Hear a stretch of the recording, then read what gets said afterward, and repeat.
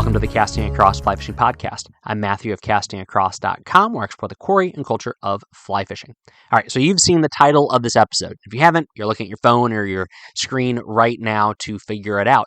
But before we get to the answer to that question, I want to lead in with a backstory, because this topic, I have a personal backstory that leads into it, but it's one that is shared by a number of people I've had face-to-face conversations with and that I've seen countless times online. Now, everyone's going to have their perspective, everyone's going to have their opinion. However, I want to address this particular question or this particular issue from my perspective, and one that I think will be beneficial to you if you are wondering, what is the real benefit of going to a fly fishing show? So it must have been 20 years ago, and I was living in South Central Pennsylvania. At this point in time, I was a director of a fly fishing camp. I was living on a very, very popular spring creek, and I was fishing 4, 5, 6 times a week. I was married with no kids, and I was in graduate school, and I had a very flexible work schedule, and so I was living and breathing fly fishing. It's a wonderful, wonderful time of life. But it was January, and although I fished 12 months of the year and every week out of the year, there was an outdoor show that was happening. Now, this was in Harrisburg, Pennsylvania, at the Farm Show Complex, which is, this is where they have their monster truck rallies, and this is where they have the circus, and this is where they have the farm show itself. It's quite the big to-do in Harrisburg. But the outdoor show had been advertised, and it was hunting and fishing, conventional, as well as some fly fishing, but also camping, RV, hiking, anything and all things outdoor in January, which makes a lot of sense because most of the hunting seasons were over, and a lot of the closed water was closed to fishing, and so it was a great time to have this function when a lot of the outdoors folk were not outdoors. And so I went to it. And I walked through the aisles. I saw all the outfitters. I saw all of the equipment vendors. I went to every exhibition hall, saw the big indoor archery shoot, went into the place where they were, hawking jerky and weird flavors of pickles and things like that. Walked through everything. I had my little wad of money in my pocket, and I left a few hours later. And I can remember to this day driving southbound on I-81, going over the Susquehanna River, talking to my wife on the phone saying, you know what, it was fun. I appreciate, going. I just don't think I'm going to be going to anything like that anytime soon. I think my time would be much better spent on the water, and I can buy anything I need at the local fly shop. Now, both of those sentiments are true in a sense. It's great to spend time on the water, and you can and should buy virtually anything and everything you need at your local fly shop. But fast forward to 2012. I know it was 2012 because my wife was quite pregnant, and my son had yet to be born, and we went to the fly fishing show in Marlborough, Massachusetts. Now, we'd moved up in 2010, and I had fished in New England since I moved up to the Boston area, but I just really wasn't as plugged in as I had been when I was living in Pennsylvania. Now, life had changed. My job was much more demanding. My family was growing, bought a house, all that sort of stuff. But I said, I kind of want a kickstart to get my mind back into fly fishing, especially because I'm going to be having a child, and I know I want him or her at this point in time. I didn't know it was a son, to be involved in fly fishing, and so I really want to kind of get my mind back into it after like a year and a half of really taking a backseat to a lot of other responsibilities. And so I went. Hadn't gone to any sort of outdoor show, large or small, for, like I said, at this point, almost 10 years, and I had a wonderful time. I met a lot of new people. I reconnected with folks I hadn't seen in a long time. I saw some new products. I saw some really interesting, outfitters and guides and programs. And then I remember going to a couple of programs. I'd read a lot about Euro nymphing. I'd gone to a fly shop and wiggled a Euro rod around, but I'd never really known much about it outside of a few YouTube videos. But I went to a presentation. Very knowledgeable angler, went through the whole spiel, and I went up and asked questions, some of the things that I was a little bit curious about, some things I was skeptical about, and got one-on-one answers. Then I actually went to a Tenkara demonstration by who was then the founder and the guy who ran Tenkara USA, Daniel Gallardo, and he walked through his entire product line, and he talked about fly fishing. I said, well, how would this help me up in New England? And he'd fished up here before, and so he kind of had that personal conversation about that. And I just remember walking out and being really excited about fly fishing and being excited about kind of learning more. So I say this to say that if you go and you're expecting only to walk the aisles, you're probably going to not see the real value. But if you're going because there's a whole lot more there, you're going to get a lot more out of it. Now, if your time is limited, if your resources are limited, and you say, you know what, I either can go fishing one day this month or I go to this fly fishing event one day this month, then by all means, go fishing. If you know that you need X, Y, and Z and you have zero interest in any of the other letters of the alphabet, then go online or go to a fly shop and get X, Y, and Z. But if you're curious, or if you just want to go out and do something fun, then going to an event like this, it could be the fly fishing show, it can be the Virginia Fly Fishing and Wine Festival, it can be any number of the smaller local events that I see advertised on social media across the country. I've been to some tremendous events that fly shops put on. I've been to some wonderful events that Trout Unlimited chapters put on. And I've been to even some great events that include a lot of fly fishing content that is put on by just local sportsman clubs or state agencies. So these things are all over the place. But I wanted to give you a little bit of an encouragement of how to spend your time. So this episode is dropping the day before the first scheduled fly fishing show of the fly fishing show circuit. So, hey, maybe you're driving there right now and this can be helpful to you.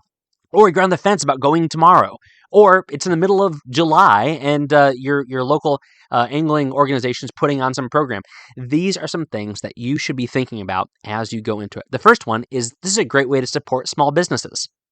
I'm dead serious. This is a great way to support small businesses. How can you say that? It's a giant convention hall with this big, what seems to be a corporation running this whole thing. Well, guess who is at those tables? Guess who's at those booths? It's Fly Tires that are running this out of a corner of their living room, but they have a booth at the fly fishing show or at an outdoor show. It is a person who has come up with some sort of device or some sort of gadget that they think is beneficial. More often than not, it's somebody who is an angler who said, I didn't like how X, Y, and Z sold by the big companies didn't meet my needs. So I, messing in my garage or talking to a friend who's in machining or in fabricating, put something together. And here, I spent a couple $100 to sit here for the weekend and show this to you and give you a sticker and give your kid a lollipop. This is an opportunity to go and support someone like that. It's a local boutique fly fishing and other outdoor niche companies that, again, probably run stuff out of their garage or a storage unit or their basement. They don't have a storefront. They don't have that kind of exposure. And because so much of what we do is tangible, we want to be able to touch it. You want to be able to see it. And that's why we love fly shops. This is their only opportunity. They may be in one or two local fly shops, but coming to an event like this is probably the best opportunity for exposure. And one of the cool things for me, having gone to these fly fishing shows in a number of capacities, all the way back in 2012 as simply a guy walking around, up to these last few years presenting at the fly fishing show and everything in between, working booths with different companies, providing some different services and programs. I've seen some companies that they went there, they had a very, very modest little booth, and here we are almost 15 years later, and they are an enormous name and a relatively small group of industry names. And so for me, that's really cool to see how this kind of exposure and the networking it provides for them, both with consumers and other people in the industry, is a great way to raise the tide and have all of the ships go up. So that's the first thing I would say is don't think this is only supporting the big names. I'm looking forward to going in a week from now down to Edison. And yes, all the big companies are going to be there.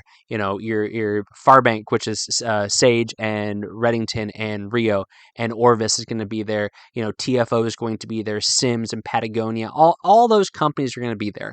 Yes, and that's great, because they bring a lot of people in the door. But then there's also the small mom and pop companies that have a very, simple Spartan booth, but what they have to offer is something that is really beneficial for them that weekend or that group of weekends out of the year when they're going to some sort of expo or some sort of show where it is a sacrifice to them because they probably have a normal gig they're doing Monday to Friday, and now they're working again Friday to Sunday. So that's my first encouragement to you, whether it is somebody who is selling a product or somebody who is tying flies, you are, without a doubt, unquestionably supporting small businesses when you go to events like this. Second thing is better than YouTube. It's better than YouTube. So yes, on YouTube, you get high production value. You get a whole day or a whole weekend's worth of content smashed into 5 minutes with cool transitions. You get to see fish getting caught, things like that. But this is awesome when you get to go and sit in a metal chair. If you have a bad back, bring a cushion. Sit in a metal chair or a cushion chair if you get to be in one of the nice rooms, and you get to watch someone tie flies. And they are talking as they're tying a fly. And this is not going to be a 7-minute YouTube video. This is going to be a 35, 40-minute presentation. And they're going to walk through not just what they're doing, but why they're doing it. And because they have you as a little bit of a captive audience and you don't have something that you can just click on off to the right on your screen, they're going to go into more and greater detail. And these are incredibly valuable resources. These are ways that not just teach you how to tie a fly, but they get you thinking about why and how you tie a fly. Sitting and watching somebody tie a fly or wrap a rod or do any other activity in front of you live is in many ways so much more beneficial than just watching it online. Online's good, and if all you have is online, then that's great. And it's hard to complain about the resources that we have on our phone and on our computer screen today in the 21st century. However, being able to get that personal touch, and then when you're done, and as they're cleaning up their stuff, walking up and saying, hey, why did you use that side of the feather instead of the other side of the feather? Or why did you choose to use this material over that material? Or why are you choosing to finish your wraps like this as opposed to like that? What an invaluable opportunity. And I have never, and again, there's always some bad seeds, I've never had someone say, I don't have time for that. I got to go back to my booth and talk to other people. I don't want to talk to you. All right. Casting instructions, the same thing. There are opportunities for personal casting instruction. And actually, at a lot of these events, there are groups, whether it be Fly Fishers International or Trout Unlimited, you go down the list, and they will have actually like a beginner casting instruction opportunity, which I think is fantastic. If you pick this up yourself because somebody got you a fishing rod for Christmas, a fly rod for Christmas, or your birthday or something like that, and all you've done is mess around, and you say, I still feel like what I'm getting from the books, what I'm getting from YouTube, what I've done flailing around in the grass by myself isn't enough. Here you can get a free casting instruction more often than not. That's worth your 20, 25, 15, whatever dollars admission just on its face. Definitely go do that. And if you are already an advanced caster, there's opportunities for you as well. But you can go, and most of them have casting demonstrations.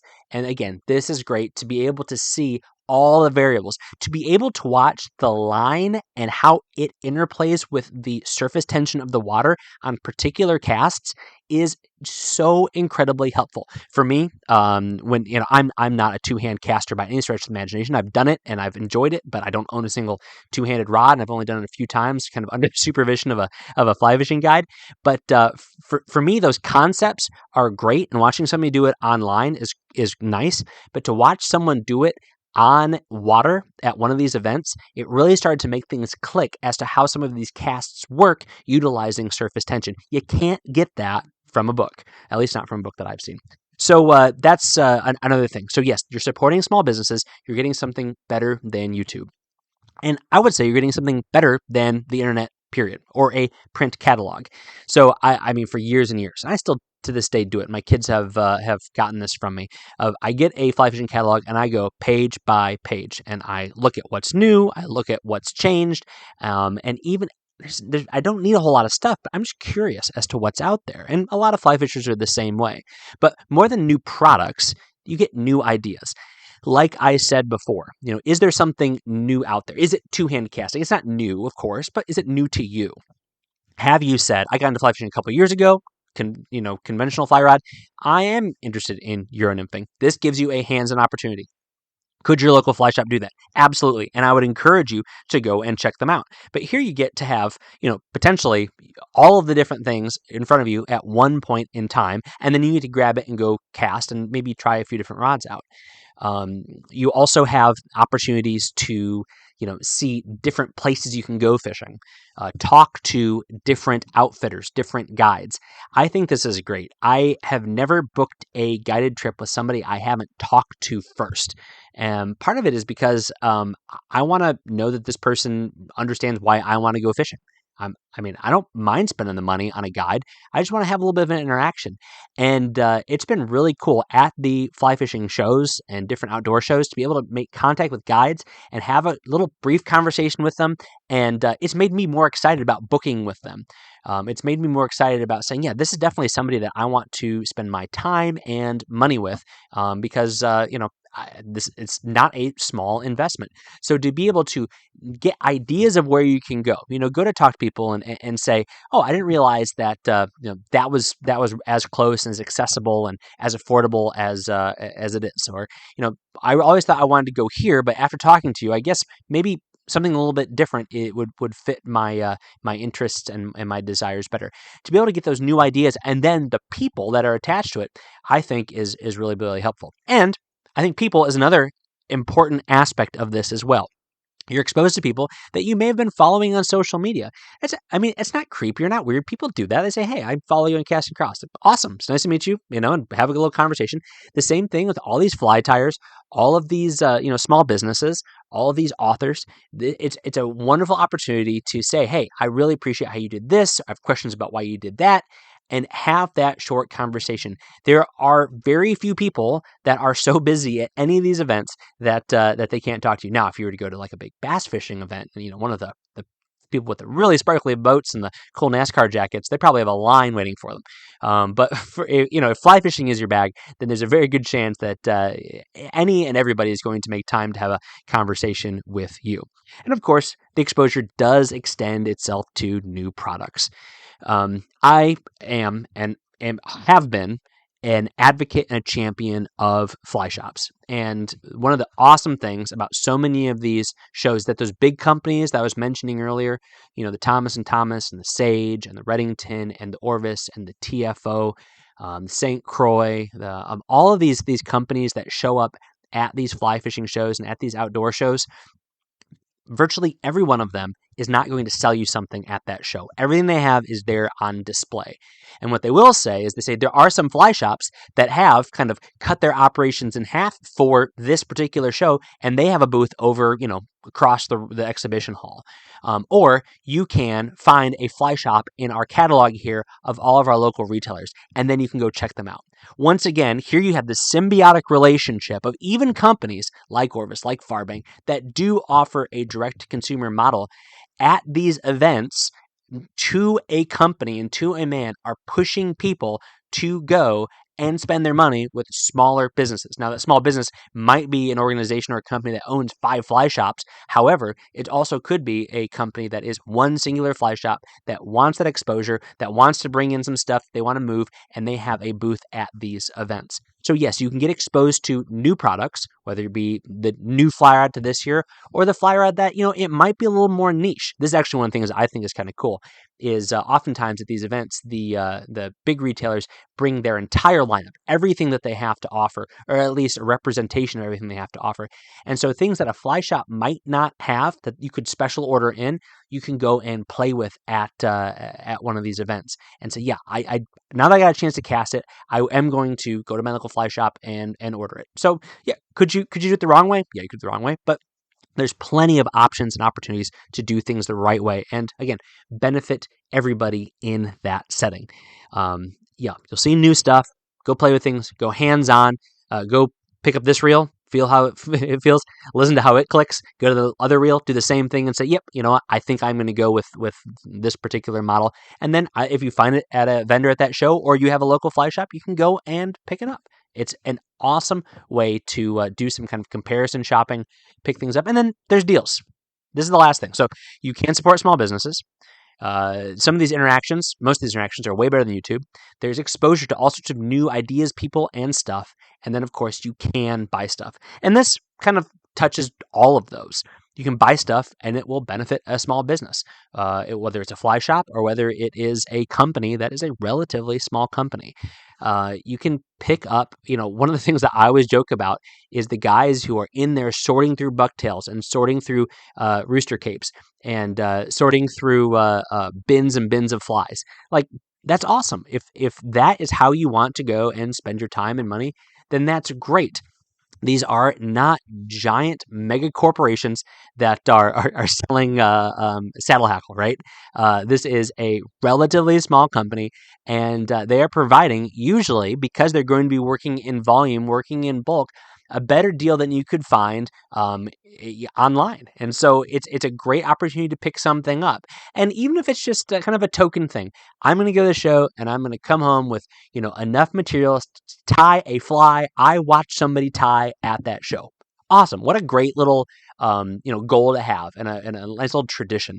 I'm going to go and I'm going to buy a new fishing shirt, and this is going to be my fishing shirt for the year, or I'm going to get a new hat for the season because I sweat through one every year. If it's something small like that, yeah, absolutely, buy stuff. Or say I'm going to book my big fly fishing trip, my big weekend in Iceland, whatever it may be, have that goal and go and make it happen. So there is my apology, if you will, for going to outdoor shows. It might not be your bag, and you may have had a bad experience. You may feel like you dropped 10 or 20 bucks and it just was a waste of time and it was only people trying to sell you stuff. But I think that the real benefit of going to an outdoor show, the real benefit of going to a fly fishing show, lies as you look a little bit deeper. Be willing to have a conversation. Be willing to go sit in a side room and watch a presentation. Be willing to pick something up, pick two things up and compare them side to side. Be willing to just go a little bit deeper. And that's where you will not only walk away with more knowledge about a product or with a product in your pocket, but you will walk away with a richer experience of the culture of fly fishing, the people, places, and things that go into the pursuit of fish. You might not get as jazzed about it as I do, and that's okay. But I think that there's something there for everyone. And I think another cool thing is that for a lot of these smaller events, ones that are put on by local TU chapters or local fishing in game rod and gun clubs, is that a lot of that money does pours directly back into some of the initiatives that they have, conservation programs, or even just keeping the lights on. So if it's a big event, if it's the largest one in the country, as the one in Pennsylvania claimed to be, or if it's a teeny tiny one that maybe only has a dozen exhibitors, but they've got really, really good hot dogs on the hot dog roller, then it might be worth a couple hours. And we didn't even get into this, but man, kids love it. Kids absolutely love it. And people love having kids there. They get lots of stickers and they get lots of lollipops and they have a great time. So there you go. There's my apology. If you have any questions, comments, accusations for what I'm saying the real value of an outdoor show, a fly fishing show is, let me know. Matthew at castingacross.com. I would love to hear it. This week on castingacross.com. Hey, I'm sticking to my New Year's resolution. I'm writing more just writing stuff on Casting Across, okay? So there you go. We're 15 days in as of the recording of this podcast.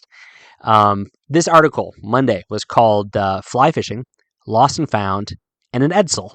What in the world does that mean? Well, this is about the stuff that I found while fly fishing. It is an incomplete list, but it is a representative list and includes probably the largest thing that I have found while out fly fishing. So definitely give that a read. Most of these articles I write, they're between 500 and 800 words. So that's like 5 to 10 minutes. So give that a go. All right. Wednesday's article was another video for any angler who has loved to stream. And this is one of those books in this book review video on YouTube that I almost feel silly talking about, but because it's such a good book and popular book and a well-read book and a reprinted book. But I'm just constantly reminded about how few, like, again, I'm a pastor and I do a lot of theological reading. How many just absolutely necessary and essential books that have been in church history that I haven't read, right? They're maybe on my shelf, they might be on my list, but there's just a lot that I haven't read. The same is probably true for you as a reading angler. But Nick Lyons' Spring Creek, 1992, was a phenomenal book. I have nothing but good things to say about it. And for me, it was given to me by somebody who cared about me as an angler, and really his story resonated with Lyon's story, and he was seeing mine and the creek that we were fishing do the same thing. So it was a story with the story, and that's why I decided to share this short video. You can see that, of course, on YouTube, but as well, it'll be on Instagram and on Facebook. This week's recommendation on the podcast is a brand I've talked about before. It is Angler's Coffee. There's an interview with the founder of Angler's Coffee somewhere on the website. But today I'm recommending Angler's Coffee's fantastic little product, their single serve bags. They look like tea bags, but they have coffee in them. And they have 2 roasts. They have their dry dropper blend and their Bass Heads roast. The reason I was thinking about this coffee is because they always have somebody representing them at one of the fly fishing shows. And I lean on them heavily come like 2 or 3 o'clock and maybe even earlier than that after a day of walking around, giving the presentations, doing that thing. But fantastic coffee. It's great in whole bean. It's great ground up, and it's fantastic in these little single serve pouches if you are planning on bringing a little Jetboil when you are fishing, or if you are in some sort of circumstance where you can't have a normal traditional brewing situation. So I'll put a link to this page. Now, it does also include this page, includes kind of their K-Cups. I've never used those before. I assume they're good. I'm not a huge K-Cup fan, but their little brew bags, the coffee pouches is what they call them, are really what I'm encouraging to go towards. They retail for $22.50 for 10. So yeah, $2 for a cup of coffee. That's a good cup of coffee. Is definitely, I think, worth it, especially if you are on the go. You can find the link for that in this podcast show notes over at castingacross.com. Thanks for listening to the Casting Across Fly Fishing Podcast. Please subscribe to your favorite podcast app and rate the podcast on Apple Podcasts and Spotify. Then head over to castingacross.com for 3 posts a week on the people, places, and things that go into the pursuit of fish.